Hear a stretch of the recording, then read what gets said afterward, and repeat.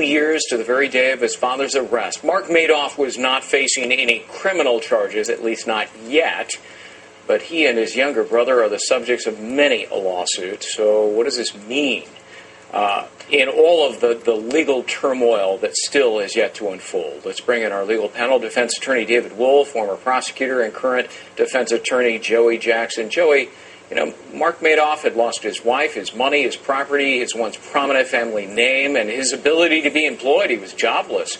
Plus, he was being sued by everybody under the sun for millions of dollars, angry investors, the trustee, not to mention the pending federal criminal investigation. So I suppose it can be said that Bernie Madoff not only ruined livelihoods, but he claimed lives, even his own son. Is that the backdrop behind today's tragedy? I got to tell you, Greg, you're right on point here. And listen, I'm not one that's an advocate for allowing the son to be held accountable for the sins of the father, but I am one who's an advocate to say they should be investigated to see if there is any sin there. And I think certainly there's a limited ability for him to live. What do you have to look forward to? You have $1 billion lawsuit that you're facing because you've defrauded investors, and where there's smoke, there's fire. You have a wife that leaves you. You have, as you mentioned, Greg, you can't find a job in the investment business, and as a result of that, the pressures got to him. Now, his attorney came out and made a statement, if you saw it, of course you did, and he indicated that, look, he is the subject of innuendo, and he just couldn't take the pressures, and he's an innocent party here. Well, unfortunately, we don't know whether he's an innocent party or not. It's a tragedy that he's dead, but I think we're going to learn less given the fact that he's dead now. All right, David,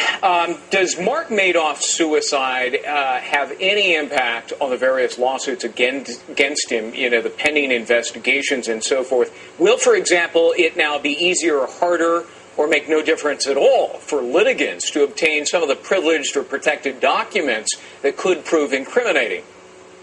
Yeah, Greg, the lawsuits will remain. His assets will be frozen. The family members are still subject to the lawsuits as well. No, absolutely not. And the tragic thing also is that 2-year-old son who was found in his home when he was found hanging is now by default subject to the lawsuit, a 2-year-old. And no, the attorney-client privilege, which existed, which made it very difficult for the feds and for plaintiffs' counsel to get a hold of documents, correspondence between Madoff and his lawyer, still exists. The Supreme Court decided 12 years ago that the death of a client does not have any effect on that attorney-client privilege. Right. And only the client can waive the privilege, not the attorney.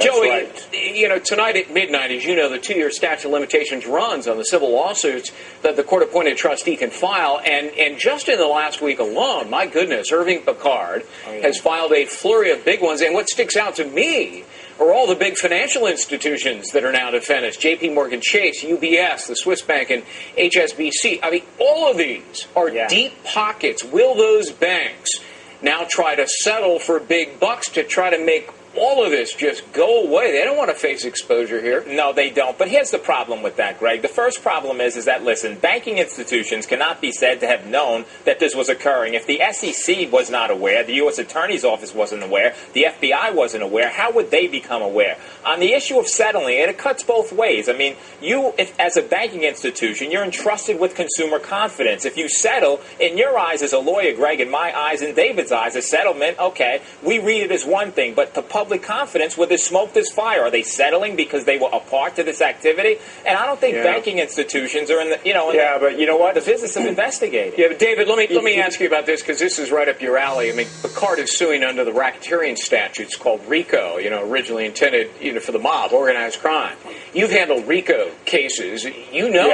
This allows for triple damages, so-called treble damages. Won't that serve as a strong incentive for these banks to settle this case before Trump? Because they don't want to get hit with triple damages. Yeah, and all you have to prove under a civil RICO suit, Greg, is 2 acts of wrongdoing in a 10-year span. And that can be money laundering, that can be fraud, that can be embezzlement. And if that's proven, like you said, it can be treble damages, 3 times the amount of damages, even punitive damages. And the banks may want to get rid of it because of that, but also because of the PR taint of being associated in any way, shape, or form with Madoff. That alone, I would think, would want them to quietly do a private settlement, terms undisclosed, and just Get rid of it. Yeah, being in bed with Madoff is a bad thing in front of a jury. Joe, what about Right. that? I mean, hedge fund managers and other money managers funneled all this money into fraudulent ops. I mean, they've been sued. They claim they were duped, but that's going to be hard to convince a jury of, especially since one hedge fund analyst went through Madoff's performance and his operations and said, hey, this is statistically Impossible. impossible. Right? I'm with you, Greg. I mean, on this issue, I don't think that the jury is really going to be leaning towards the hedge funds. I think they're going to be leaning towards the investors here, Right. the investors who lost so much money. And this has to do a lot with sympathy. The sympathy is certainly not going to be on their side. I think it's going to be very difficult to establish that. And those case in the defendants jury. know that You know in what? the jury room during deliberations, everybody goes, they're rich anyway, so let's bang them for some big bucks. Joey Jackson, David Wool, good to see you both. Pleasure, Greg. You bet, Greg.